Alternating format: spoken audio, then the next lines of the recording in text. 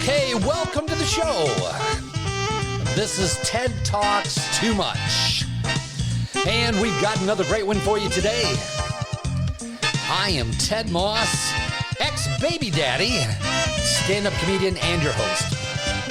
We are located in the OK Boomer Studios, just outside of Flint, Michigan. Yeah, I said Flint. Michigan's water wonderland, where they are still wondering when they'll get some clean water. But while we all wait for that, let's talk. And on today's show, we've got part 2 with Kara Coraci, that bright and beautiful female comedian from Detroit. We're going to be talking about promoting shows, parenting, the future of comedy, and her big fat non-wedding. For all that and more, stay tuned.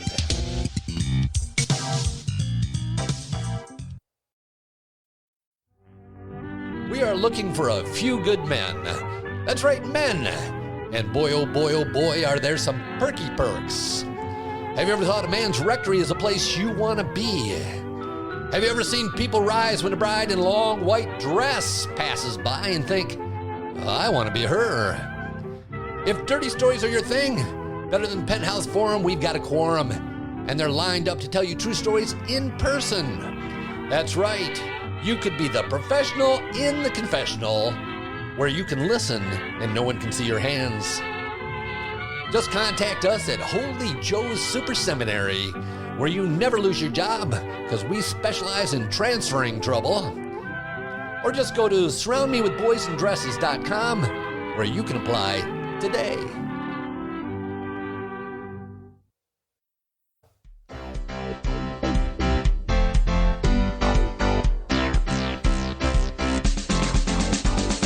Okay, here we go. She is kind of new, but she is here and she's got a lot to say. She is one of the hardest working hustlers in the Detroit entertainment industry and the local comedy community. She's super funny and a good friend. So let's give it up one more time and give an OK Boomer Studio welcome to my friend, Kara Coraci. Yeah, I get that. We see, I mean, yeah, if you're a smart comedy promoter, you're doing the same thing, right? Have you put on other comedy shows? So, I know I performed with you at a corporate show. Yeah. So it's crazy. Like, oh my God, I don't think I can do this. Oh, no comment. I plead the fifth. You don't want to talk about that one? I pretty regularly was doing the women's show at Agitated Grape in Davison. Oh yeah. I kind of I was invited out to do a show there with you. Yes. That got canceled. Well, it got canceled for you. We didn't tell you. We still did the show. Oh, did you really? No. You've done shows there since, and I have not been invited back. Well, it's the times right now. Even our last show got canceled. Yeah, because I could have came out and dragged though. Been on the women's show. And you would have been making fun of me. I'm not making fun of it. I'm saying I don't understand it. There's a difference between I don't understand it and I'm making fun of it. Yeah. So I was doing that show, and then... Did you ever figure out why our show out there got canceled? No. Well, my assumption is if they don't have enough tickets sold, they don't want to go through with it. It's not worth it. Because they're not technically open on Sunday nights. They open for the show. Oh. So... Which is nice because then they're selling tickets. But at the end of the day, they got to bring in the staff. Yeah. Yeah, I think their thought process is if we don't sell the tickets up front, then we're not waiting. Yeah. Which I'm fine with. How was that venue? I love that venue. Yeah, I've never been there. I was going to come out and watch a couple shows, but I've never made it out there. It only holds about 50 people, but that feeling, that vibe, it's you know what I mean? It's a small little stage. That's what you want. And you get your 50 people in there, and it's always been a great show. Everyone is there. Sometimes the nice thing about a small room like that is that everyone's paying attention because you can't be the a-hole who's talking because everyone knows it's you. That's Bonto's shows. Mm-hmm. You know, he probably gets 150 people at some of those shows. Mm-hmm. But anywhere between 40 and 150 people. and people are generally there to listen. There's always one table. I don't know why there's always one table, but there's always one table that isn't. But those are great beginner shows for people. Yeah. The bad thing is they don't pay very much, so you can't make a living doing Bonto shows, but it's a great experience. Yeah. Agreed. Yep, I like Mark's show. Now, how did you put this together out at Agitated Grape? Did you meet the owner and said, "Hey, I can do some shows for you," or how'd that happen? I don't know how things happen sometimes. I can't remember how it happened. Did they come to me or I went to them? I can't remember. I feel like I did one women's show for them, and then so they kind of knew you. Yeah, but I don't know how. Yeah. No, maybe I met them through maybe one of the co-ed shows, and then I think I kind of said, "Oh, I can just take over scheduling this," and they're like, "Great," because they're not comics. The owners aren't. Right. One owner is he's a musician, so he's great because he gets, comedians, entertainment. Yeah. They have a nice little green room for us in the back. Oh, cool. Where with the TV where we can watch, just like Mark Ridley's, where you can watch the comics. Yeah.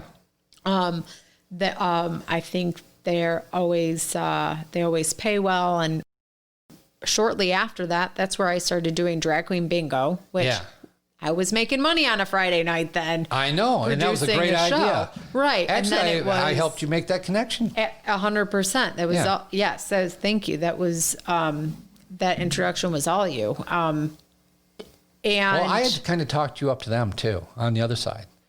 And I had actually been in there working with Mike, talking about what else you're going to do. What are you going to do besides comedy? Because, you got the weekends booked, but now what are you going to do? Yeah. And he was open to ideas. He was looking for things to do. So it was a good match. Yeah. And you're very creative and you're a great promoter. So that was a great match. Yeah. 100%. For all sides. Yes, 100%. Yeah. And then shortly after I started doing that promoting Agitated Grape, and then I went and I put on a fundraiser for Oakland University, and then that's cool. I did that other show for the guy from NPR's Wait, Don't Tell Me. I co-produced that with awesome. Aaron Putnam. So I'm saying this because I also, there's nothing wrong with open mics, don't get me wrong, but I learned that that's not where I wanted to. I wanted the 100%. Sorry. I'm 100%, right? I needed to go big. Yeah. Not that some of these shows are big, but no, I understand. It was, do I want to be the open mic girl and just give 20 people 5 minutes, or do I want to see what else I'm capable of? Yeah, Mike and that's Green really asked what me, I did. Yeah, Mike asked me one time if I wanted to run this open mic. Yeah. In the back room, they got a great room for at that. Yeah. Yeah, it's not what I want to do though. There you go. You know what I mean? See, I get it. Yeah. Yes. I mean, it's great practice to be the host. Yes. You're there every week. You have a lot of opportunity to do different things. That's kind of fun to have a regular gig where you're not fighting for a spot and you're free to do whatever. Yeah. And that's fun. Yes. It's a lot of work to host though. Yeah. It's a lot of work to get everybody lined up and people aren't happy, and then you got to watch the show, you got to give them the light, you got to pay attention through the whole thing. If you're the host, you're working from the minute you walk in until you walk out. So it's a lot of work. And what are you getting out of it? You're getting your 10, 15 minutes up front. You're getting 1 minute in between comics, and you're getting a whole lot of work. Yeah. And it doesn't pay anything, or it pays very little. Right. And how long you want to do that? For practice, I think it's good. Yeah. For a career, maybe not. Yeah.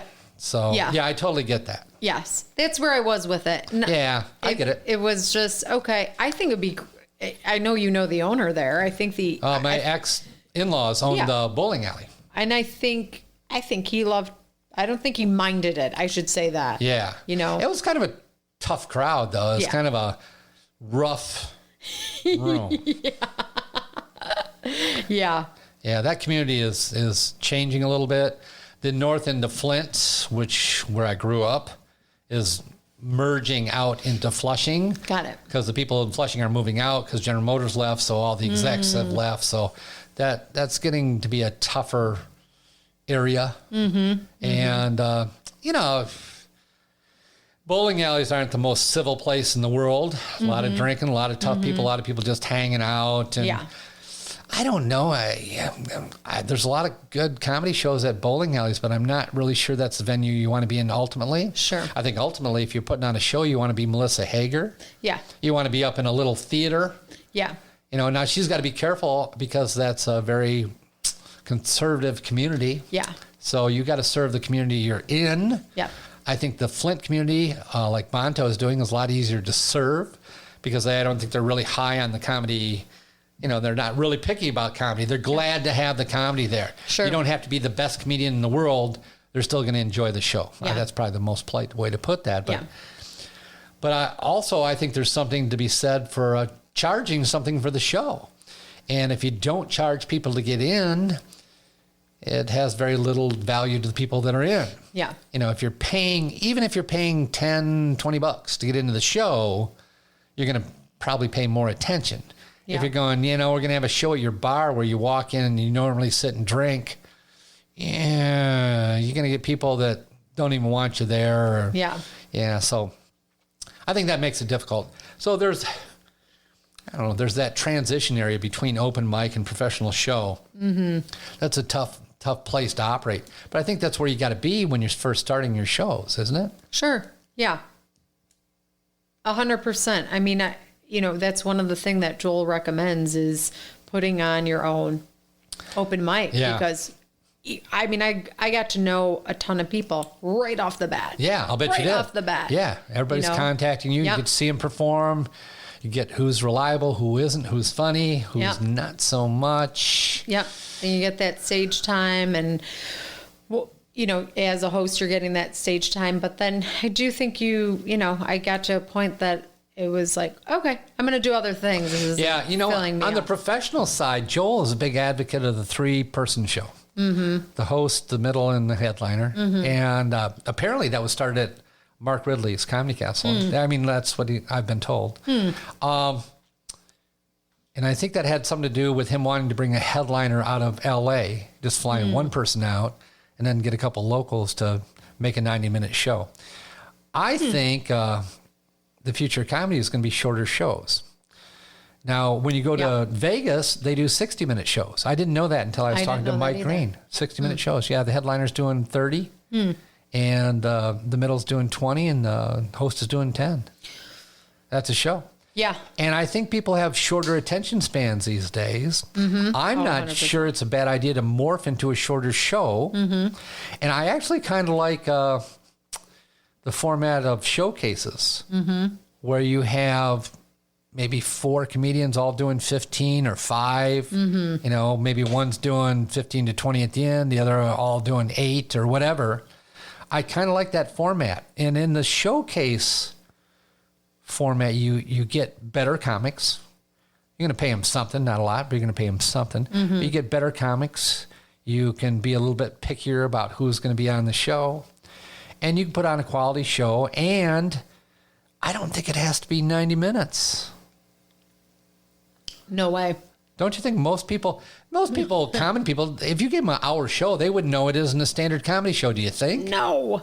Yeah. Have no freaking clue. Yeah. I agree. Even with Agitated Grape, I was really doing more like 15, 25, 35. I think, and part of that was because I wanted to book. I was never going to, I didn't have enough budget to book someone that was going, a headliner. Yeah. Right. So one, I couldn't afford a big headliner. Somebody who's a good host or a middle is going to be your headliner of your show. Yeah. Well, that's what it should be. Yeah, sure. Had hosts and then 2 features. Yeah. And I'd call the one headliner. But again, I'm with you. I think if you do 10, 20, 20, that's plenty. I'm with you. Yeah. I think, and that's a great show. Mm-hmm. People don't get tired of it. A lot of guys, once you get it beyond 20, they're kind of stretching. Mm-hmm. They're looking for something that's not quite that funny to kind of fill the middle of that thing. Yeah. So I think 20 minutes, what? If you can do a solid 12. Yeah. You got a tight 12 instead of a tight 5. You got a tight 12 and then some filler. You can get up to 20, and that's pretty good. That's a pretty good act, I think. Mm-hmm. So I don't know. I don't think I'd ever try and put on a show over an hour. And maybe even shorter than that, maybe even 45, 50 minutes. Mm-hmm. And I think I'd call a show. That's what I would negotiate. Yeah, I'd negotiate for something like that. I'd say that's it. Yep. Hey, I want to change the subject. I want to ask you about your other art endeavors. Mm-hmm. And I know you do photography. Yeah. How did this come up? It started when you were a small child. You used to look at things. I don't know. Exactly. Well, yeah, you know how you take the toilet paper roll and you're like, you look through it and you're like, camera. I spend a lot of time looking around my toilet, so I totally get that. That's how it started. Like I mentioned, I went to college for TV. Yeah. But I actually took a black and white photography class in college. What do you call it? With a darkroom photography. Like back when you would have develop all the film. And hang up the strips of film and all the chemicals and stuff. And I know some people talk about that they still love that art form, being in a dark room. You know what? I don't have that. Yeah, I got my dad's razor one time, and I was gonna, shave with a straight razor. I thought, well, this would be cool. And it wasn't so cool. Yeah. Yeah, it looks cool. Yeah. But it's not cool. Yeah, that's exactly. Anyways, I've always been into it, but I would say that it hasn't been until the past couple of years that I really dove into it. Part of it is it can be expensive. Because it's time consuming for sure. Yeah. And the equipment can be expensive. Oh yeah. Well, because you have a camera and then you find out, well, I could be a better photographer if I did this and that, and I had this. I bought high speed lenses when my kids were in sports, because if your kids play soccer, to get them in a picture where it doesn't look like they're just standing on the field, to get them in motion, in contact with the ball, in a position where you can tell it's them, not the back of their head, you got to take 500 pictures, and they got to be rapid shots. So you ultimately end up getting $3,000 lenses, $4,000 lenses that are capable of doing that. And that's what I did. Actually, I bought them at the place you were shopping at, and took some great pictures, but it's expensive to just get the equipment. And then you got to get out and you got to make time to do it, and you got to set up appointments with people, and you're doing portraits of people. I know you've done some comedians. Yeah. And I can't imagine comedians are paying you very much to take their picture, but. So I've had a quote unquote business for a couple of years, but I don't go out of my way to promote myself. What you see me do on Facebook that's about it. But, some people. Well, it looks very good. You're good at it. Thank you. Well, and I want to I'm kind of good with what I'm doing. I'm not trying to make millions off of it. I'm just trying to, I enjoy being creative. I enjoy connecting with people. I will say the type of photography I'm doing with comics, that one-off and just letting them be themselves, like that Annie Leibovitz. I like that style. So I don't aspire. I do family photography. I do some weddings, but that's not what I want to make my niche. Yeah. We'll see what comes of it. My husband has a digital marketing company as well, so it's come in handy there. It seems like you're just a busy person. You like to stay busy. You're artistic. Yeah. And so when something pops up, you go, I'll do a little of that and see where that goes. Yeah. So are you just finding all these different roads? A lot of them you can travel at the same time, I guess. Sure. Yeah. That's a thing. Photography is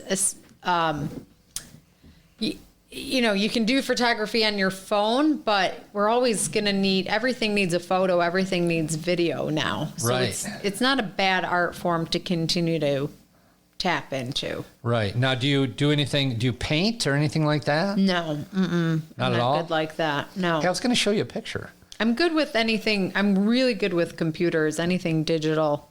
Oh. So showing me Here's a picture I took, and it has actually no filter on it.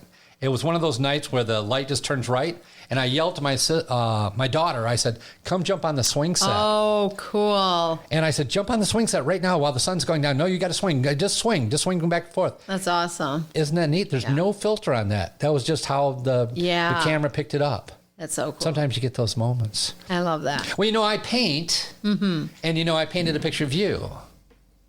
Okay. You've been looking at it all show. Which one? Oh, yeah, this one here. Do you know you're in that picture? Yeah, I forgot. My boobs are not that big. And I'm stepping on camera. And you're the only one who's really in good shape, and you're sitting on the stool. I love it. But you're talking to the audience. You're working the audience. That is so funny. Well, you know what? If you look at those, everybody in that picture is doing something that kind of says something about them. Yeah. Like, do you know who was on the far right? That's Mark Bonto. Yeah, and he's going, hey, here we are. I love it. He's kind of peeking out from behind all the comics and doing his thing. And do you know who was standing on the box there? Joel? Yeah. Do you remember in class saying, don't be a leaner? Don't get out to the edge of the stage? Got it, yeah. And he's standing on the edge of the box. That's cute. Yeah. And you know who's beside him? Can you tell me, name all the people if you can name them. Can you name them? Okay, so let me start with Mark Bonto, and then is that his girlfriend? No. Looks no, like that's it could a comedian. Be Deanna. That's a comedian. Oh, Abby? Yes. Okay, got it. Yeah, very good. Tim Finkel. Yes. Joel. Yes. Nick. Yes. Tina. Yes. Tom. Yes. Me. Yes. Cam. Yes. Hold on, don't. Who would I not leave out of the picture? Oh, Bill. Billy Reno. Yeah. I'm not used to him with that hat on, but I know that he wears that hat. Yeah. Okay, and that's Jay Harris's stomach? Yeah. Haven't you ever seen him do that thing with that mini T-shirt he wears? Oh, no. And it comes up over his, it's what used to be his closing bit. Oh. He'd take off his shirt and he'd have that T-shirt he had in 8th grade. Oh, my God. Yeah, and a bottle of water. That was always kind of his thing. Yeah. He painted a painting for me. He does. He's John a really Lennon good. painting. He's a really good artist. I painted one of me, and the nice thing about painting, and I tell people that when you paint the picture, you can take weight off. You just paint yourself skinnier. Like, geez, I'm Really? 25 pounds skinnier in that picture. I kind of like that. That's a really cool painting. Yeah. Leave that to me in the will. Thanks. Yeah, in the will. Everybody's doing that. Apparently, I'm going to go soon. I didn't realize it. But everybody's kind of looking forward to that day. Actually, every time I look at my retirement fund, because at this point I'm retired and I get Social Security. Yeah. And you're going to learn this. They don't pay dick. So I'm going, okay, I have to supplement that with my savings. And I'm always looking at my savings going, how many years can I live? I can live really good for 10. I can have pizza every Friday for 15. Yeah. Beyond that, I'm selling the house. Yeah. Yeah. Yeah. At some point you got to budget. How do you budget to live in this economy and not have an income other than Social Security? Yeah. It's tough. Yeah. Now, are your parents still alive? Yeah, alive, and they're retired. 10 years now. Yeah, how's that going? I mean, they've budgeted since I was a fetus, you know what I mean? Yeah, well, we all did, but things change. But even my dad was just saying to me, he's like, we were thinking about getting a new kitchen table because we've had ours for 30 years. And he's like, but I looked at the prices of kitchen tables and, there's nothing wrong with our kitchen table. So we're just going to keep it for another 30 years. It's crazy what things cost. They have that mentality. Well, everything in their house is like, why get rid of it? It works. I had an appliance repairman come in to work on my refrigerator. And I'm pretty handy. So I had taken the back panel off. I gave him access. He had to change the heater on it. And change the heater, it's like 2 screws. And the heater costs like... I think those are $19. Okay. Because I ended up buying one online. But in any case, he had to put a new heater in. His cost is probably $15 because he's buying it wholesale. He's already here. He quoted me $350. What?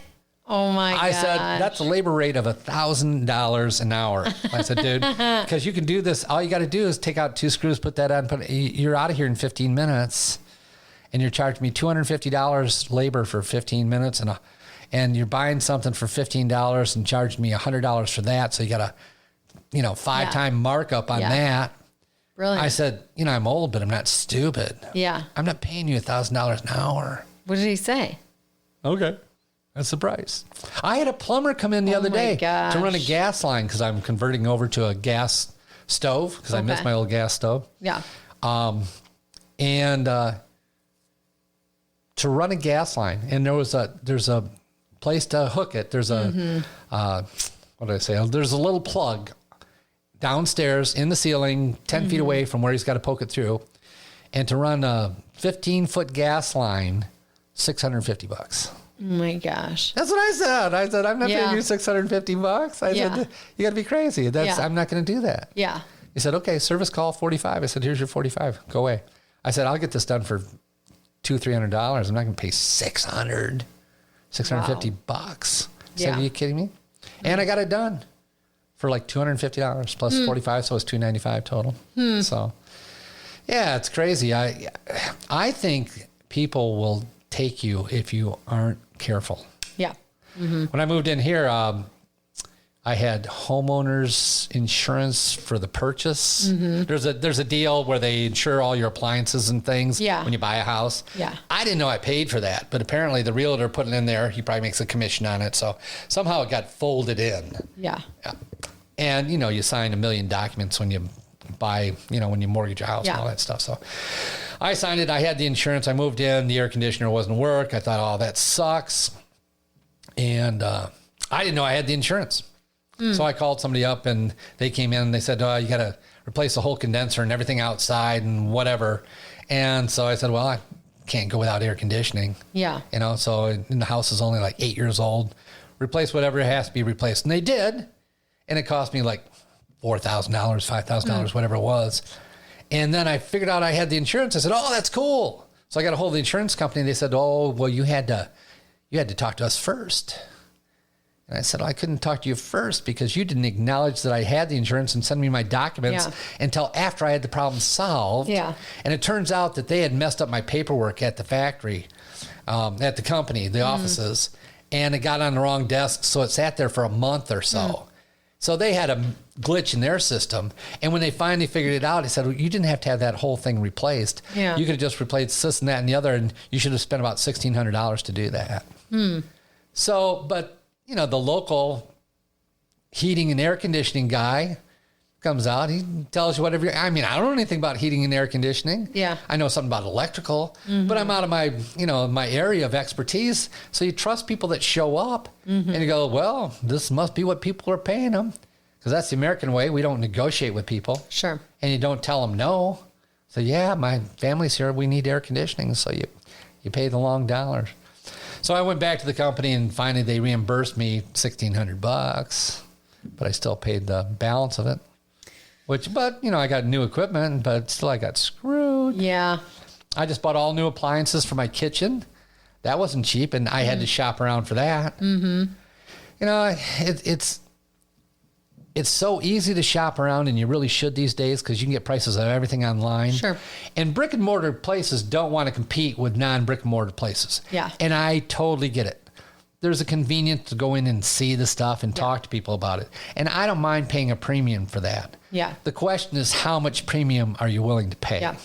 If all the appliances together and you buy, mid or lower range appliances, you can get all your appliances for $5,000. Yeah. Are you willing to pay another $500? Are you willing to pay $2,000 for having that store? Yeah. And most of those people will match prices, but you gotta hold them to that. So even after the purchase, I think ABC Appliance will do it for 90 days. I did that on my guitar. I found my guitar, bought it for $400 at Guitar Center. And then they have a match the price policy, and I found it online, and they'll match online prices at Guitar Center at, I don't know, Walmart or someplace. I don't know. I found it someplace cheap online for like $150 less, like $250. I'm like, what? That's a lot of money. Yeah. And so I went to go in the next day, and all of a sudden the sale was taken down at Walmart or whatever. So I couldn't use it because it was no longer current. And so I kept checking it every day, and sure enough, another day it popped up. I ran out right out there. They gave me $150, which is kind of cool. Yeah. But you got to watch those things. I think you got to negotiate, and I'm not sure that everybody my age does that. Because back in the day, you just trusted the guy who showed up. Sure. Right. Yeah, that makes sense. Now, where are you living? Are you living in an apartment or? We live in a loft in Detroit. Yeah. Did you buy it or do you rent it? We're renting. Renting a loft down. That's what Bill Bouchard is doing. Are you downtown Detroit? He is. He probably doesn't want me to know that. No, on the show, on the interview, he said exactly where he lives. He lives down off Jefferson someplace. I don't know. Really? Yeah. Did not know that. Well, yeah, where are you at? We're in Brush Park. We're like 2 blocks away from Comerica. So we're just right. Oh. You seen my view? Yeah, it's just No. I'd like to see your view. Okay. Well, you can have to do it from here. Let's just... I didn't mean it that way. You took it that way. You said it that way. What? See, this is what happens to old white men. I was looking forward to being an old white man and saying things when I got to be old, and it's so socially inappropriate nowadays. I can't do that. This has been taken away from me. This is at night. Oh my gosh! Well, bring it closer to me. I mean, I can. There's the daytime. Oh, that's beautiful. Thank you. Wow. Yeah. So that's cool. That's Comerica's right here. Yeah. And then that's. So are they developing this area? I mean, are there pubs and breweries and things like that? For sure. I mean, this is Woodward right here. Yeah. And so then it's. Hey, I want to take you back to comedy. I actually want to get out of here. We've been talking forever, but I want to ask you just a couple last things about comedy. I want to get out of here too, but I'm tied up to this chair. Sorry about that. I will untie you. It's only masking tape. You can tear it. Where are you with your stand-up comedy? Where do you think that's going as far as performances instead of producing shows? And 2, where do you think stand-up comedy is going to be post-COVID? Yeah. So first about you. Yeah. What about your development as a stand-up comedian? Where are you at? Where would you like to be? Are you still chugging down that road, or what's going on with that? Yeah, I mean, I would have had an entirely different answer in mid-March. In fact, I did Laugh Fest with Grand Rapids. You've heard of Laugh Fest before? And I did 4 shows there. I got booked on 4 shows. I had the best time. I met these gals from New York, and oh my gosh, we just had an absolute blast. It was like this pivotal moment of like, this is what comedy is. It's meeting people all over the nation. It's made connections. Yes, it was. Wow. I just absolutely loved it. And then all this happens, and I think like most of us, I mean, right, my just went downhill. I was like, holy shit. I'm like, I can't even tell anybody how sad I am about this, because people are losing their jobs and people are dying right now. So I can't be like, I'm really sad, I don't have my hobby. Yeah, right. So I just kind of, internalized it. And yeah, but that doesn't mean it isn't valid. No, you're right. It's still valid. Yeah. And anybody that's pursuing stand-up is doing it as a hobby at first, because you can't get paid enough to be a professional on an ongoing basis. I mean, it can't be your only gig. I mean, that's the way everybody starts. Yeah. So you can't feel bad about that. That's something you have a passion for has shut down. Yeah. And I think actually everybody in the comedy community understands it. 1,000,000%. We get it. We totally get it, because everybody's in that same boat. Yeah, 1,000,000%. So. Well, what do you think it's going to be post-COVID?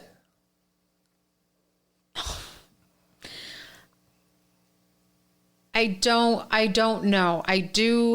Here's my thought is this COVID has escalated online, digital, everything, right? I mean, brick and mortar out the door, commercial real estate out the door. So, I look at myself with my full-time career. We're working from home 100% of the time. My manager never worked at home a day in his life. I had to show him how to use. I am so glad I don't own commercial real estate, quite frankly. Yes. Yeah. So it's escalated. My thought is that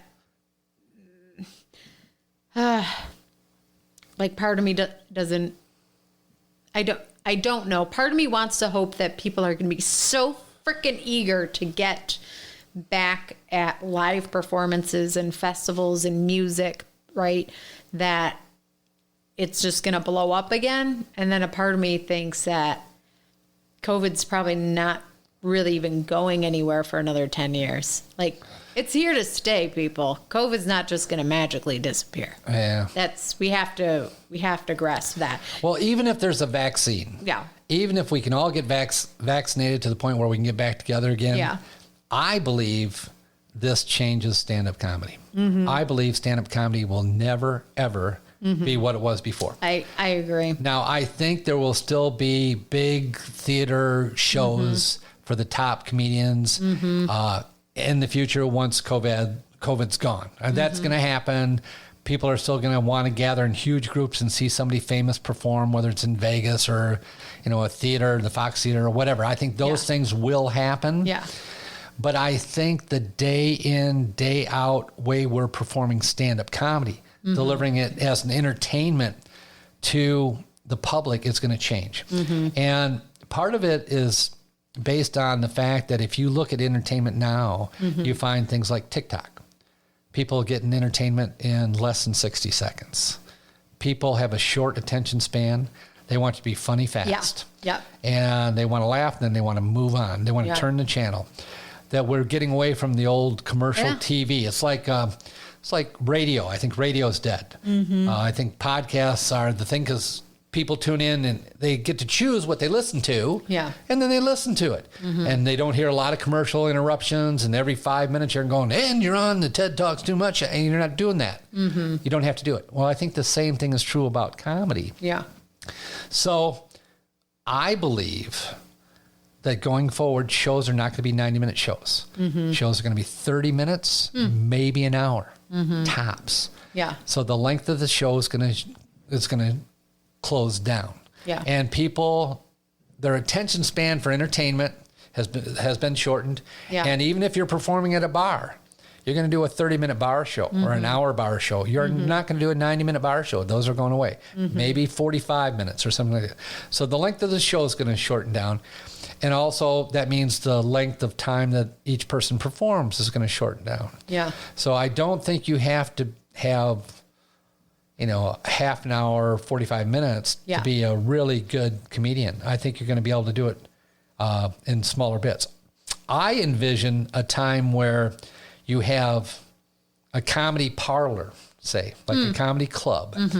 And the comedy club is going to give a show once an hour on the hour. And it's going to be a 45-minute show, 40-minute show. Yeah. 10 minutes to load, 10 minutes to unload, clean up.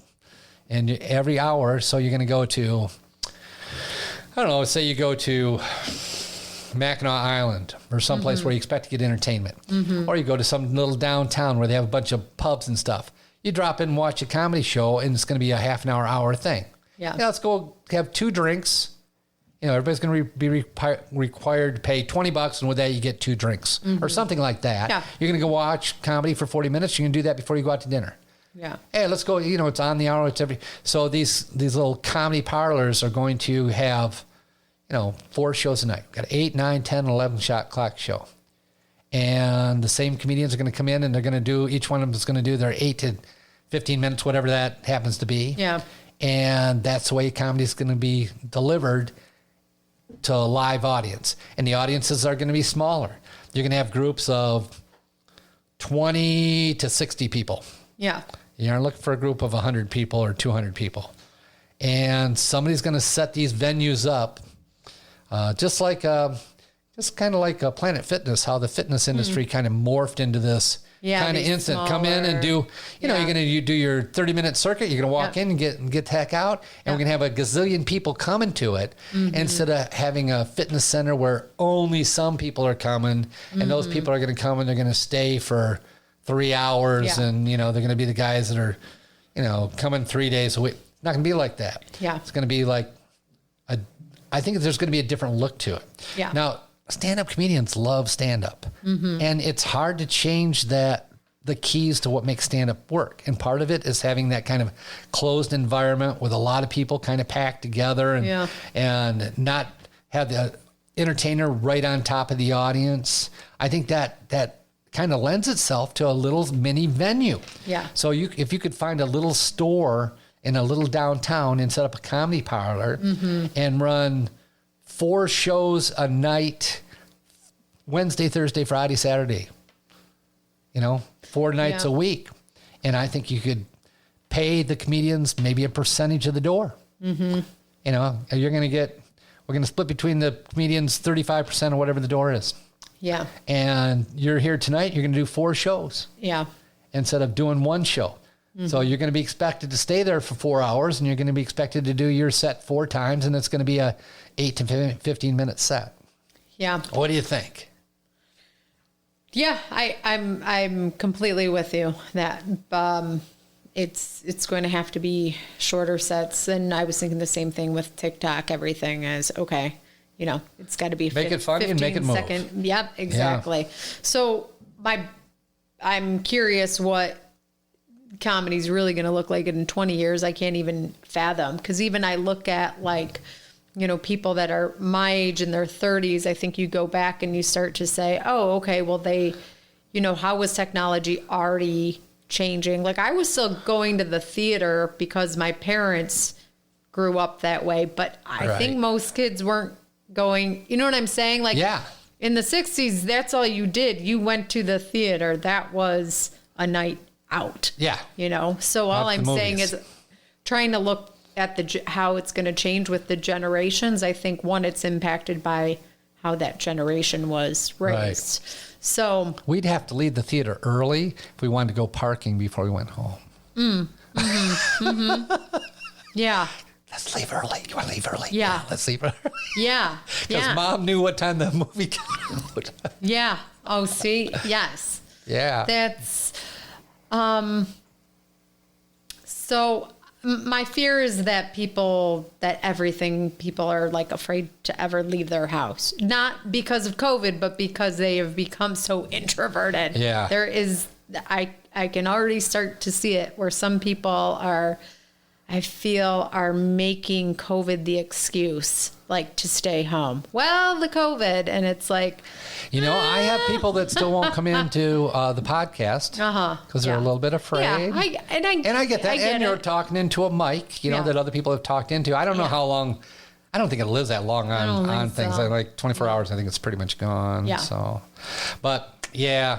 And that's fine. I respect anything anybody wants to do, and people should do what they're comfortable with, and people should try to respect other people and keep people safe. Right, but it's the behavior they're creating that I'm afraid even after this is over, quote unquote over. Yeah. That behavior is, I know. Well, the weird thing is like I'm not standing very close to people anymore. When I go shopping and stuff, I'm staying distant from people. I know. And I used to get up right close to people. Yeah.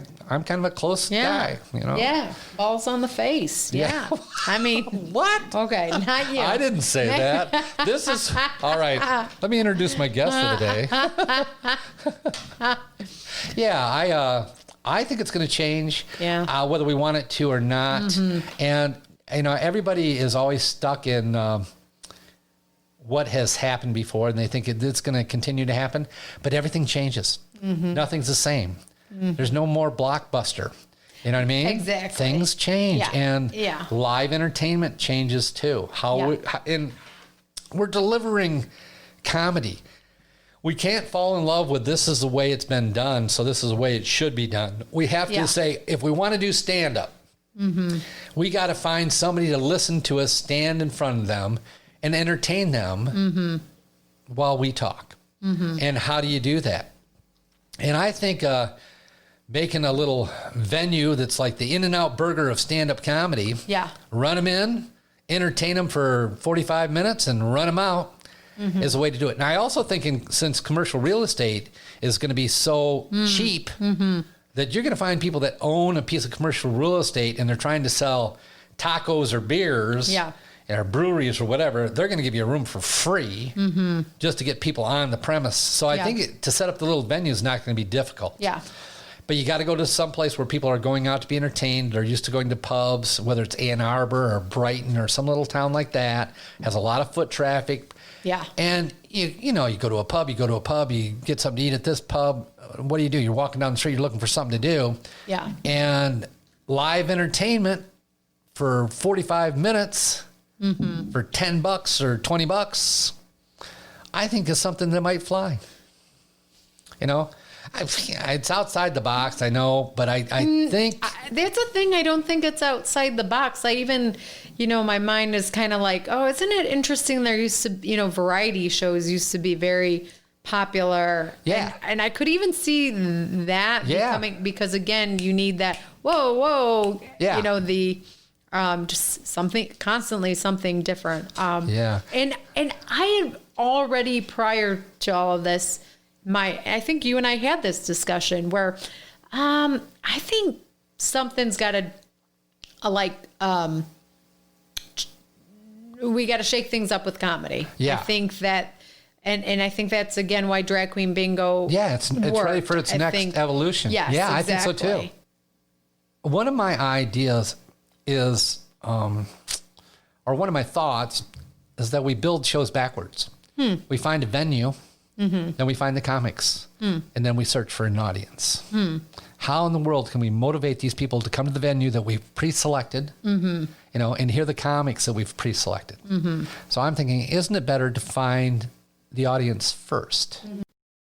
I think it's a genius idea. I think you should roll with it. Oh, write that down. Ted had a genius idea. I'm going to show this to my ex-wife. And it just reminds me, two places that I'm sure there's places like this in Michigan, but in Chicago, there's Ed DeBevick's. Yeah. Right? And where the wait staff comes over and shoots the shit with you. Yeah. And same kind of thing. They're entertaining you. All that is cheap burgers in a diner. There's nothing. Yeah, but they're selling entertainment. That's what I'm saying. Yeah. But that person's, you and I could do that. The other one is Wiener Circle is another one. Are you familiar with that one? Okay. Yeah. So where they just created this reputation where we've got, so I think you're absolute 100%.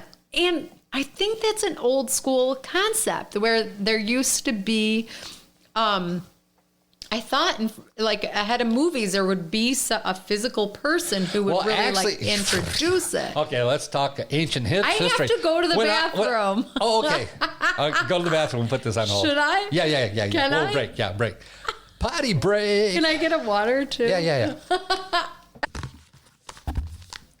Okay, so that's where we're at. All right, do you feel better after going potty? Yeah, I know. This is Marathon Podcasting. Welcome to the never-ending podcast. I'm so sorry. I always take so long. No, that's fine. I just didn't know. Now I know. Well, you know the name of the show, right? Ted Talks Too Much. Noted.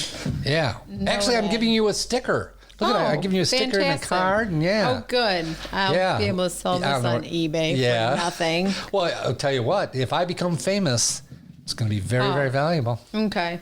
Well, I took... I was going to give you a cup because I owe you a cup. But you were supposed to come in before. Oh, cool. You were supposed to come in before, if you remember, and you didn't make it. Yeah, because for whatever worldwide pandemic happened. Yeah. Well, I was holding cups, sticker. I've given cups out to other people, and now this is my last cup. I only have one left. It's okay. And I hate to give you my last one. No, it's okay. I got you a mug. That's fine. You don't have to reciprocate. We don't have to be those kind of friends. Good. No. I was in a marriage. I know I don't have to reciprocate. I've seen a lot of non-reciprocation. And you can just sit there. Yeah. It's fine. Yes. It can be that kind of friendship. I'm delightful. I offered to feed you a banana. I mean, what more do you need? Yeah, see? There you go. That's where it ends up. I come up with these ideas. I tell comedians about them, and most of them think they're bad ideas. I think it reminds me of Disney World. It reminds me, you know what I'm saying? That like anything you go to at Disney World would be interactive. There would be people there to greet you, and then, hey, I'm the guy with a headset. Take a seat. I'm going to tell some jokes. Again, I'm not dissing it. I think it's a good idea. No, actually, where I got the idea was SeaWorld. Yes, right. That's what I'm saying, that when you go to these vacation places, your expectation is that you are being entertained every moment you're there because you just spend a crap ton of money. Nobody does it better than Disney. I agree. That even when you're waiting in line, you feel like you're watching the show. 100%. Yeah, and they keep you moving, and they keep you entertained. Yeah. And I think there's nothing wrong with that. And if you can entertain with comedy, and that comedy involves standing up in front of people and talking, to me, that's stand-up comedy. Yeah. Now, I was told, I don't know if it's true, but I was told at one time that Steve Martin used to stand in front of the drive-in theater and entertain people as they drove up to buy their tickets. Mm-hmm. Yeah. Talk about brief comedy. What do you got? 15 seconds with them? You got 30 seconds? Yeah. See, I think that's good. Yeah. I still think that's stand-up. I just think that people have to look at stand-up differently. Sure. You know, we could do it like speed dating. You know, these speed dating where you go from person to person and it's one-on-one. Mm-hmm. That a customer just sits down at your desk across from you. You do 1 minute of material and he stands up and they move on. They go to the next comic. Yeah. Yeah. just have a joke and go. I would like 2 jokes to go, please. All right. It'll be $1 a joke. Yeah. No, I think you're absolutely right. Do you have people who ask you to entertain them with stand-up comedy outside of comedy venues? All the time. Tell us a joke. And what do you do? No, I say it's not the same. I'm like, it's not like that. It's not about, it's not about telling the joke. It's about the whole entire so you try to educate them on comedy instead of just telling the joke. Yeah, because that's like, that would make my skin crawl. Like being like, all right, here's a joke. I pretend I have a razor in my hand and shave my vagina. Like, although saying it like that is pretty funny, but it's not the same. And I'm a very physical comedian, and I'm also I have this very dry, some of my jokes are just very dry, and it's more about just hitting, it's more about the way I say it. I agree. I don't even know that I have jokes sometimes. That's my perspective. That's what I tell people. I have people ask for jokes without asking for jokes. Yeah. Like in my neighborhood, I'll have neighbors that walk by my house when I'm outside working in the yard or whatever. And I'll walk out to the street and meet them. And they'll say, oh, this is Ted. He's our neighbor. Ted's a stand-up comedian. And then everything goes silent and they all stare at me. Like, all right. Cue the joke. So glad you could come today. Tip your waitress, try the veal. I will be here all week. Come back for show number 2. Starts in 2 hours. I mean, I will actually say something like that. Yeah. And they'll laugh. It's easy to get a laugh and like, that's what I got for you. You know what do you want me to do? You know? Yes. Let me tell you about my dating life. Take a seat, buy a drink. I'll do some stand-up. Yeah. It's very awkward. Yes. Or people wanting to then share their own jokes. And you know what I've always thought of? I always thought if you said like the green is the grass and the grass is, it's like, shut up. Nobody wants to hear that. Don't you get that after the show sometimes? A drunk coming up to you and giving you a joke. Here's one you can use. Yes. Yeah. Or I get like this last show I did, I talk about being sober and people are, so is it real? Is you not drinking? Is that real? And I'm like, yeah, it is. I mean, now I feel uncomfortable. Like now I'm going to start drinking. Yes, I shared too much. Yeah.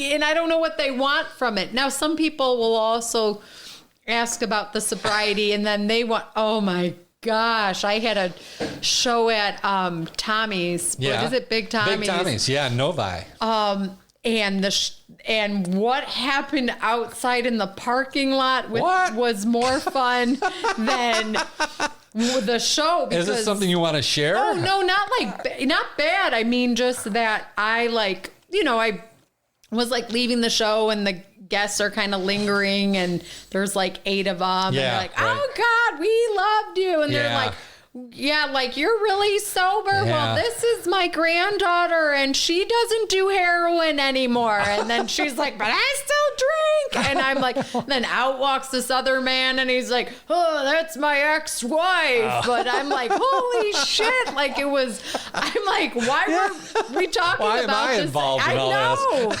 So it is, I think that's one of my, you know, when you talk about fame and fortune with comedy or when people do the whole, what do you want next? I'm like, I don't think you know how freaking fun this is right now. Just right now. And the people with, you know, who are saying that COVID, you know, I'm done. This is it. COVID changed everything. I want to be with my family. I get that. Trust me. My relationship with my husband is like, it's never been before because we're both, well, one, we're both working on top of each other. So we're literally spending 24 hours a day. Our relationship has been awesome. He's pretty funny, though. Even I can tell from your pictures, the way he ignores you. It's like you're the flaming asshole and he's the tolerant, like, whatever. Yeah. I'm not looking. Yeah. It seems to be that kind of relationship. Yeah. Yes. Yeah. It's pretty much, it's like, what button of yours can I push today? Where's the off switch? Yes. How about that? Yes. But all I'm saying is that, so there's so many of those experiences, right? That it's off the stage that you just, gosh, I just laugh at. Like, this was worth it. Yeah. You know what? I have the opposite problem that people, when I do my stand-up comedy, people don't believe that I'm telling them the truth. Because I've done so many weird things in my life. I mean, I talk about dating and I talk about being on Black People Meet. Because I really was on Black People Meet. And people, I say it and people think, no, that's just a premise. And I said, no, I was really on that because I do stupid shit like that. Yeah. That's kind of my nature. Always has been. But when you get on stage and you're doing stand-up comedy, it's like everybody has a bullshit detector. And if they think it's a lie, it's not nearly as funny. Yeah. And I don't know how to convince them these are my true life experiences. I mean, I really was on 16 dating sites all at one time. Because to me, either I get a date or I get material. I mean, it's going to go one of two ways. Yeah, let's meet. It's got to be good for me. Yeah. You know, even if the more you suck, the funnier it is. And I'm going to be talking about this shit. And I had a lot of those experiences, a lot of really terrible dating experience, but great for stand-up comedy. But then I go in and tell people, and they go, nah, that didn't really happen. I'm like, no, people really say this shit. Yeah. Do you ever feel like people aren't believing your set when you're telling about things? Or? I mean, there's pieces of my set that are definitely exaggerated. Well, that's what everybody does that. I don't know. I don't know because I feel that part of myself as a comedian is very much to engage with the audience. So I feel that I connect with them in which that they would assume that things I'm saying is true. Yeah. You know? I am not your like look above everybody's eyes and just recite your jokes. Yeah. I am like, shit. Like, are you married? Like, let's talk about you. And then I'm going to tell you about me. Right. Which to me gives me more validation of, what she's saying is true. Yeah. Well, see, I really did hitchhike to Chicago with $5 in my pocket and end up at an orgy. Yeah. And I tell people the story and they're like, no. Yeah, no, I really did that. Yeah. I really did. With a sign that said, please, and got picked up by hot looking women going, is that working for you? And I'm going, yeah, right now it's working. But I tell that and it's absolutely true. And people just don't believe. Actually, on Tinder, I really had a girl say comedian A, make me laugh. And I actually typed in, well, now I wish I would have wrote gynecologist. And she never responded. See, I think that was hilarious. Yeah. But when I tell that story, and that's an absolutely true story, people don't believe it. But things like that, I find funny, and it happened in my lifetime. Do you remember the old chat rooms? Oh, yeah. Where you get on and you just have words. You'd have your name on the left-hand side and you'd be in a room with 15, 20 people. Yeah. And everybody's just trying to have a conversation on top of each other. Oh, gosh, that's so weird. 5 conversations going on at the same time. True story. I did that because I thought, oh, this is fun. I'll talk to all these people. So I signed on as, Ted 1, 2, 3, 4, 5, whatever the number was. Yeah. And I went in the room and I'm like, hello, room. And they're all having these conversations. Nobody's saying hi. I'm going, hey, room, howdy. Nobody wants to talk to me. So I try to engage in their conversation. Nobody's responding to me. And so I really want to do this. I really want to, get into the conversation. And I get frustrated. I quit. I say, I'm not going to do this anymore. I've tried it like 5 times. It didn't work. And I got to thinking about it. I thought, why would anybody want to talk to me? Probably the same reason I want to talk to them. And I know who I want to talk to. I want to talk to Sugar Britches 42 and Pink Lady 94 and, the ones with the appealing names. Yeah. So I thought it's all about the name. I'm going in as Ted 1, 2, 3, 4 and nobody gives a shit. I changed my name. Stop it. Swear to God. Stop it. True story. See? No. See? No. People don't believe. I really went. I changed my name. I went back as Ramon de Lovebuck. I had so many friends. Also, I spoke with a French accent. So I have to type words. Oh my gosh. Tis I, Ramon de Lovebuck. Any Asian teens want to chat with Ramon? So I'm trying to figure out how to spell all this shit. Yeah. And I'm talking. I've got all these women in the room want to talk to me. It was honestly, I became extremely popular. And then all the men are like, oh, this asshole, he can't even type. And they're like, no, that's Ramon. He's an exotic dancer and he speaks with an accent. Honest to God. But, I'm a little dyslexic. I can't read that fast. I'm trying to type. I'm not a good speller. And I'm trying to keep up with 4 conversations. It just got so overwhelming. I was so popular. But my strategy worked. But I tell people that this is the kind of shit I do. I'm outside the box in what I do. Yeah. I mean, think about it. Even starting stand-up when you're almost 60 is a weird thing to be doing. Yeah. People don't do this. All my friends are like, you're doing what? I had a girl I dated twice in my life, both times for many months, found out I was doing stand-up and said, I didn't even know you were funny. Then, guess not. I'm fucking hilarious. Are you kidding me? Yeah. But so I have a hard time, I think, explaining how weird I am because I guess I don't look like it. That's the problem. People see me, they think conservative old white guy. Yeah, that goes down the line with what we started. Is this how we wrap things up? Yeah, I hope. Can I get out of here? Yeah, well, absolutely. That's how we started, where we were talking. So, I can't even remember if I touched base on that, but there is this. We were talking about, you being a good-looking lady. Well, and people making a quick assumption about you right off, right off the bat, or like, oh, it doesn't look like, here's another thing, like, oh yeah, it doesn't look like you struggle. It doesn't look like you, right? It's like, well, but I just wore the same outfit in the past 12 shows I did because I don't have any other outfits. Right. So like, that's whatever, that's interesting. Or like, I know, Seinfeld's coffee and cars. Oh, comedians and cars getting coffee. Yeah. He interviewed Jamie Foxx. Yes. And Jamie Foxx talks about how, like, when he started to make it big, he's like, oh, shit, okay, right? Like, he started to bring that vibe into the... and it hurt him. And it killed... Yeah. He said... I realized, like, I couldn't. Nobody thought it was funny that you're making, like, whatever, a million here or there. Like, nobody thinks that's, Yeah. Ellen did recently do her last stand-up. Most recently, she does do a whole bit on, like, she pokes fun at being, like, so crazy rich.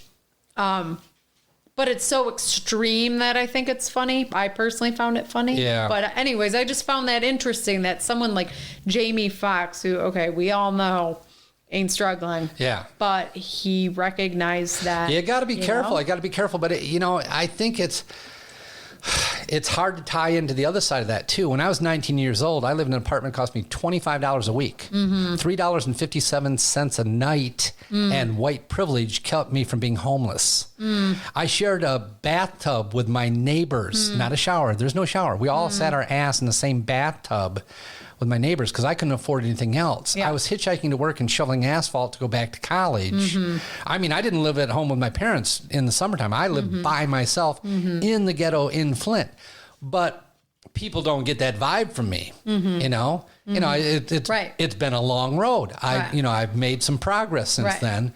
But that's kind of my origins. That's where I come from. I come from, you know, the ghetto of Flint. And even my family, we lived in a really nice house, considering we lived in Burton, which is Flint with dirt roads. You know what I mean? But it was a nice house. It was a big house. It had a nice yard that I had to mow.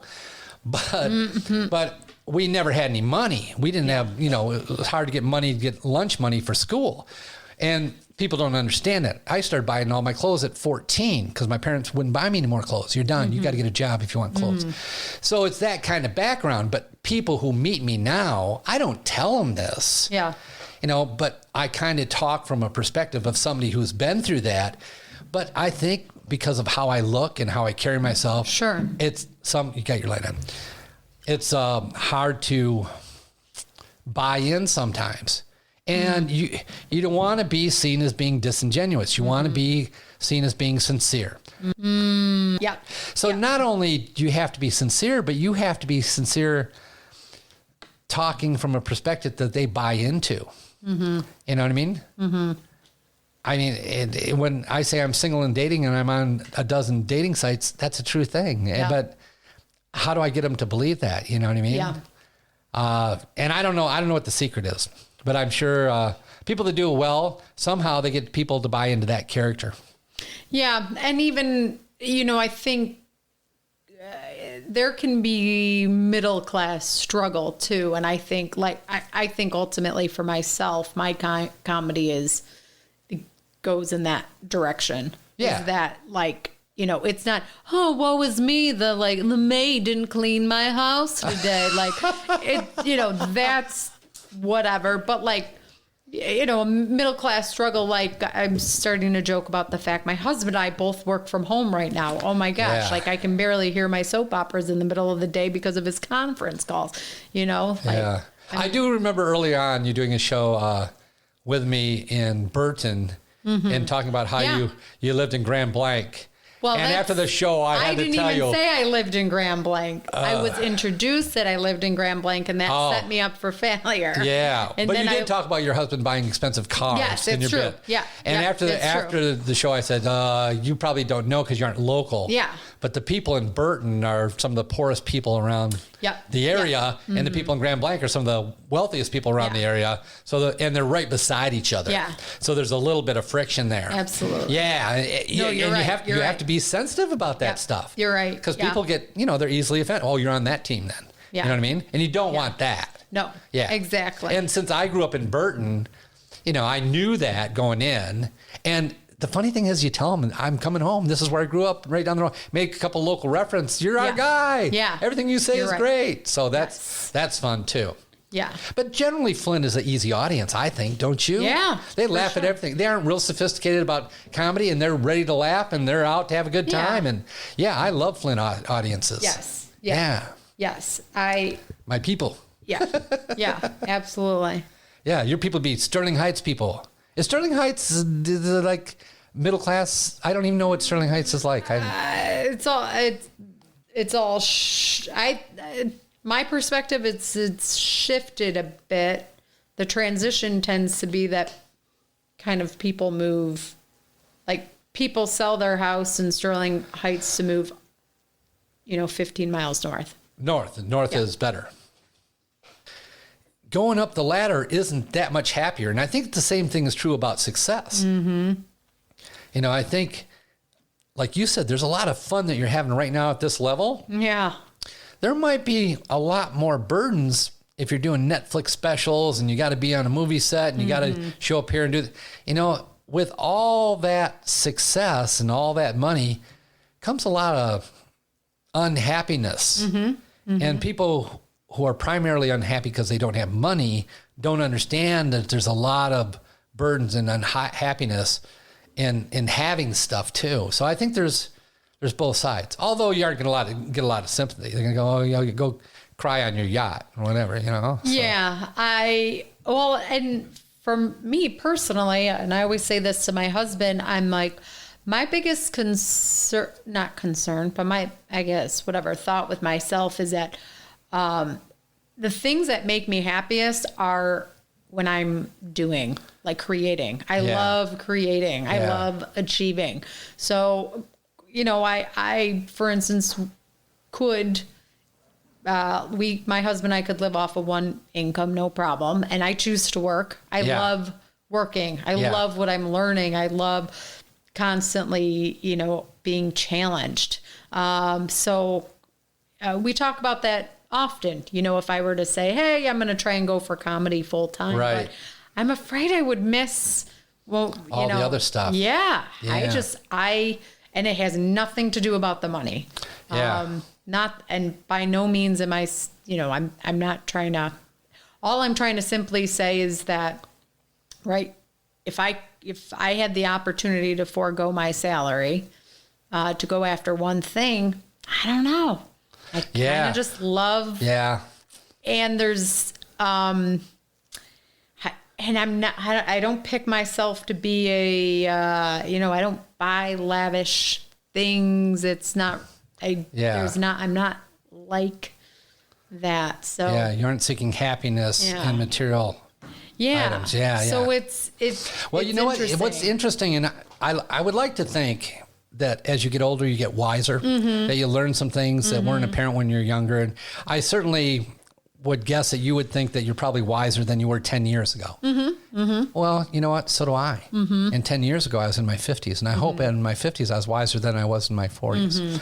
But one thing you ultimately realize, or at least I have ultimately realized, that happiness isn't in the achieving.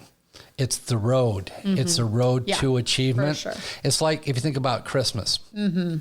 Christmas Day is great. And, for that hour, that's wonderful. Yeah. But think of all the joy and happiness and the anticipation the month working up to that. Yeah. The shopping for people, the going out places with people, the celebrating with people, them anticipating what you're going to get them and vice versa. I mean, the caroling and the decorations and all that. That's where the happiness is.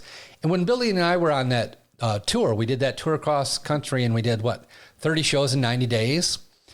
And I look back at that and I think the best part of that tour, what I really remember, if I really think of the joyful part of that tour, it was riding across the desert with the window down in the RV, talking to Billy about comedy, just going through the mountains and enjoying the moment and feeling that breeze. Yeah. That's the part that tugs at my heart.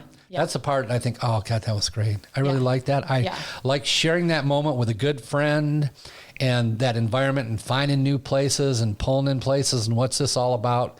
All those little adventures. Now, we got on stage. We had some great shows. A lot of the shows because they were open mics, a lot of the shows we were the best comedians on the show, which is cool. And we had some big shows with great crowds too. And those were great.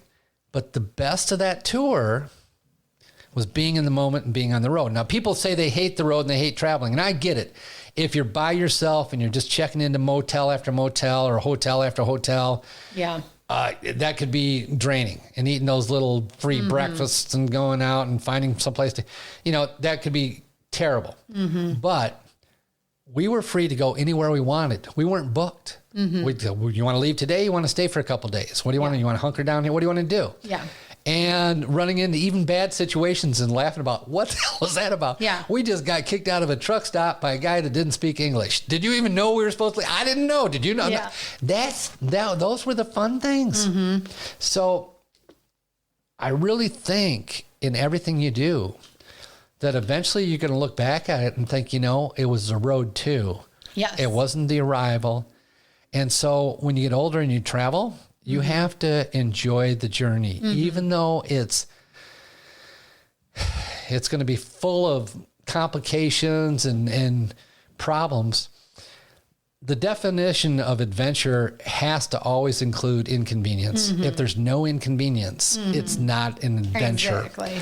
Yeah. And if you're the person that likes and is happy with adventures, you have to look at the road. You have to look at the process and go, that was the coolest. Yeah. That was the best times. You even listen to comedians that have been on the road, big pros for all these years, and they talk about the days back at the Comedy Store and the group of guys and hanging out. And I went down with Joel Fragmenti down to where he first did comedy, down in Ferndale. He took me, said this ramp went up and we hung out here and this is where I met Corey and all these things and all these memories of that's his memory. It wasn't what a good set he had. Yeah, exactly. It was the process. Yeah. And the neat thing about comedy is, like Tim Finkel was saying, a big part of it's the community. Yeah.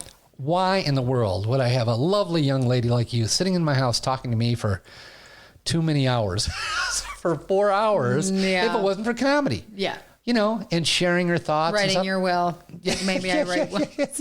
Maybe I write wills. Yeah. Maybe I'm signing off my part of the will. Yeah, and at this point, you're just hoping to get into my will. Let me read this quote to you. Okay, go ahead. Okay, so this is a Lucille Ball quote. It says, "Remember to recognize the small successes that you will have. Don't let the brightness of that big goal blind you to what happens on the way toward the goal. Meet one wave at a time and enjoy what progress you make. I want you to please not to be taken up in the undertow of pessimism." Anyways, I just like that. She's all about. I think that's great. I've never heard that before. Yeah. And then I like what you said about, adventure has to come with inconvenience. Yeah. So this is non-comedy related, but last year my husband and I and two of our friends went to Peru. We wanted to go to Machu Picchu. Oh, cool.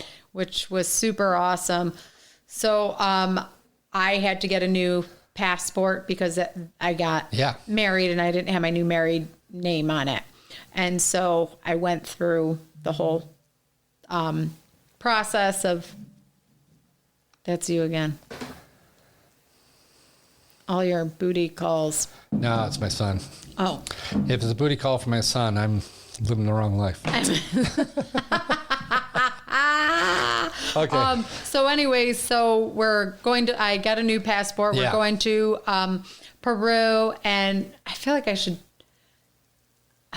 have a whole other story too. But anyways, so we get to the airport and we're all like, we're so happy. Yeah, okay. About to check in and my husband and our friends go first. And then I'm the last to go. I show her my passport. What airport? Detroit. Okay. And she gives me back my passport and she says, when you come back, make sure you get your name corrected on your passport. I was like, what is she talking about? And right there, very blatantly, I open up my passport and my last name is just spelled wrong. Not even and you're going to Peru. Letters. I'm the federales are going to put you in prison in Peru. So then, and I've only gotten to the first person. So then the second person is and at this point I'm only flying to Atlanta, I think it was, to then fly to Peru. Right. So they're she's but you're doing the international check-in. She's well, technically I'm not supposed to let you go. And I'm I've had this trip planned for a year. We spent a pretty dollar on it, anyways. So long story short. You say, do you have anybody dyslexic that could read this? I know. Yes. So we end up, the interesting thing is that there are multiple flights and while you're in Peru as well. Yeah. I probably had 10 flights, right, for the whole trip. Yeah. So long story short, no issues, quote unquote. We got through, but every time we got on a plane, it was a joke. I was so nervous. We were trying to figure out different ways. You know, I was like, my husband shouldn't stand by me because they're going to wonder why my last name kind of looks like his, but isn't the same. So always make sure he goes last. I go first. You know, my friends that went, they were gay, and they were like, oh, that guy, the guy who's going to check us in, he's a homo. You better let us go. And like, you know, soften him up. Yeah. I was like, what? I was like, no, come on. They're like, oh yeah, he's gonna know. He's gonna get it. And so it was. So all I'm saying is like, it was an adventure. One of the best things that came out of that trip was how ridiculous that piece of it was. But again, it's now we laugh about it. So just a fun story. Yeah. The story before that is, what's ironic about that whole incident is we had been talking on the way to the airport. We were driving to the airport, and they're like, Kara, you know, remember when you didn't apply for your marriage license? And it was your wedding day. Oh God! With 300 people. Oh God! And No! And you didn't have your wedding license. Oh God! And I was like, that was such a stupid mistake. The day I didn't get married in front of everybody.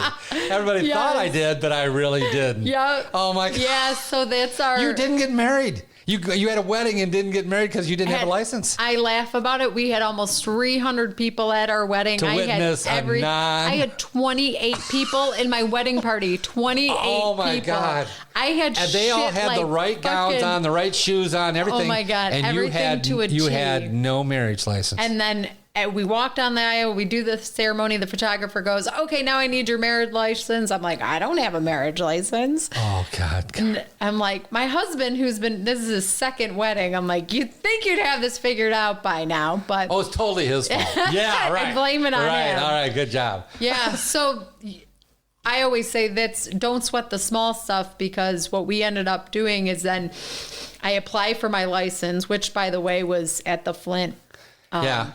Which they did not find me funny at all when I tried to ask if you can't joke with federal people. Honest to God. I didn't know it was a joke. It was I asked if I could backdate the license. Oh, God. And they were like, looked at me like I was crazy. Yeah, no. That's outside the box for them. So we got married at our lunchtime. I had the real marriage was a lunch break. You didn't tell the 300 people, did you, that bought you gifts and came? I think they found out after eventually they all knew there was a non-wedding. Congrats on that. Yes. The biggest non-wedding ever. Yes. You should do a bit about that. That's hilarious. I'm trying to figure it out. I know there's something there. Yeah, it was. You know what? I was trying to get into Mexico. I was a ski bum in Colorado, Steamboat Springs. Okay. And we had been out there for months and skied every day, just about when we were out there. We were tired of the snow come March, and we were like, what should we do? And the kids from Colorado said, everybody goes to Mexico, walk across the border at Nogales, hop on a train 18 hours to Mazatlan. Everything's cheap and almost free. It's great. You can sleep for next to nothing a night, and shrimp and beer, and hang out in the sun. We said, that sounds great. Let's do this. But we had to get into the country. Yeah. So we had to get a visa. Well, at the time, I had hair halfway down my back. We were hippies. We were not welcome coming across the border into Mexico. They had a kind of a thing. But you had to go to the Mexican consulate in Tucson, to get the visa to go into Mexico.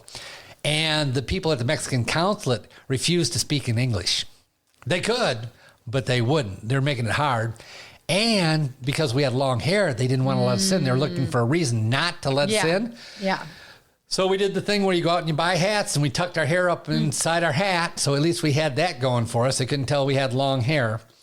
And then they talked to us in Spanish, sent us back to the line because we did not fill out the form properly, and had to do that about 3 times. They were cycling us, trying to not let us in. They finally gave us our visa. So we go down to Nogales, walk across the border, but we got to go through customs before they let us in the country. Yeah. And a big deal that was happening in Mexico at the time is they were arresting American college tourists and putting them in jail and not letting them out for years. And they were charging them for blankets and beds and private rooms or whatever. So they were extorting these students. So they'd arrest you And then they would have you send home to your family in order to pay them to have any comfort at all in the jail. Yeah. And they don't have to give you a quick trial or anything. Yeah. And the way they would normally do it is they'd have some little kid sell you some marijuana. And the federales would watch him sell it. As soon as you bought it, they come over, arrest you, you're in prison. So we knew this. So we knew no drugs, nothing in Mexico. We're going to keep clean. We're not smoking pot. We're doing no hash, no peyote, no nothing.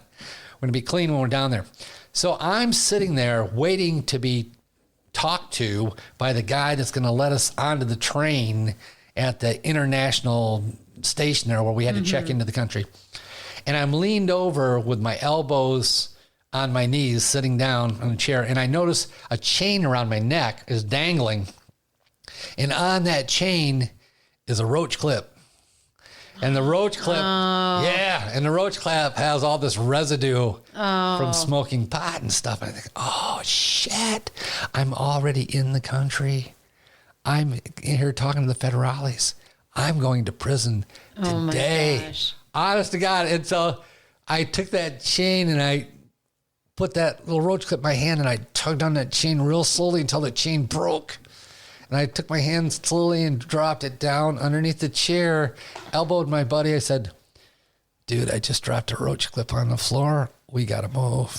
And so we got up and walked across the room and just kind of left that roach clip over on the other side. Oh, my God. I know, but it was still the same thing.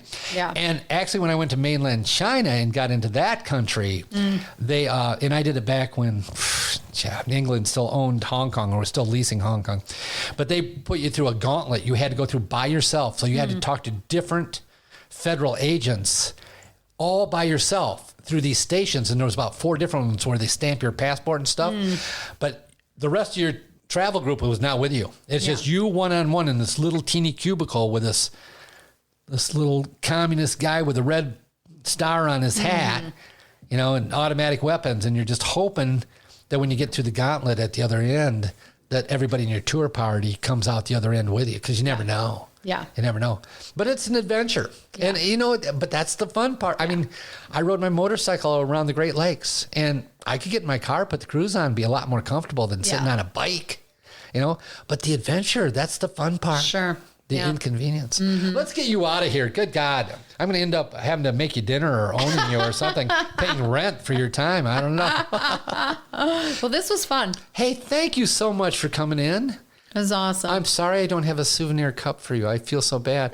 Unless you want to take my very last one, and then I won't own one. No, not at all. No, this sticker is great. I will give you one of my next cups. I actually was saving one and had one for you had you come in earlier. I've had a hard time getting women on my show. Well, what is that? Do women, is podcasting not a big thing to women? I mean, I'm not really sure. I do think Melissa was here, but she's the only other gal other than you. I mean, I think it can be challenging. I think this is going to become a whole other conversation, but I think it can be challenging.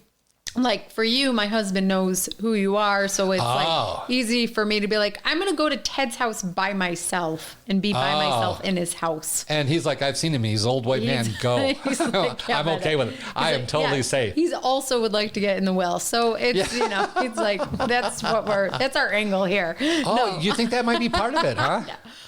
1,000,000%. Just like I would. Wow. See, I don't think about that. I know. And when you said that we drove together to a show, I was like, wait a minute, because I'll be honest, I do not seek out. And I think Tina had kind of, her and I felt like similarly seeking out driving with guys, because it's just a respect thing. Like for you know, my husband trusts me. I trust myself. I drove Tina to Traverse City and back. Well, and I think 4.5 hours. But Billy Reno was with us too, though.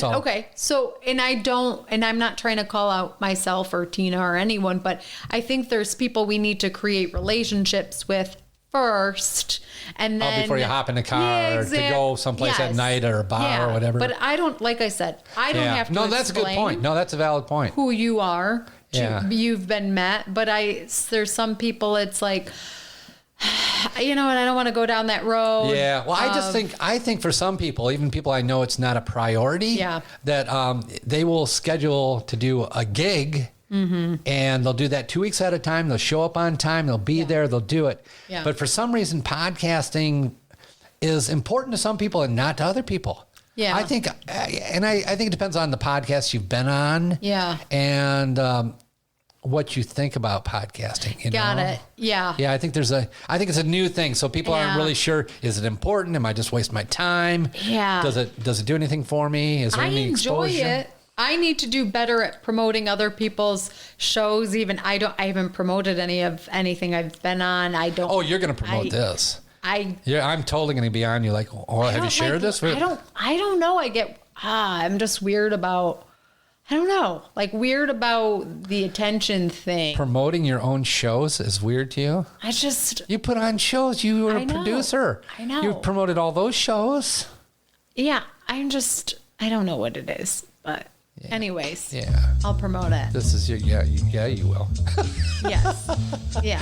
I am so glad you came. Yeah, me too. You know what? You're one of my favorite people. I honestly, I think you got a lot of potential. I think you're a hustler. You know, honestly, in the Detroit community, you're one of those people that's really good at networking. You're really active and really progressive, and I admire what you're doing. I appreciate you coming in and sharing this time with me, tolerating me, and my dogs. Likewise. Taking a dog. All right. Thank you so much, Ted. Oh, thank you.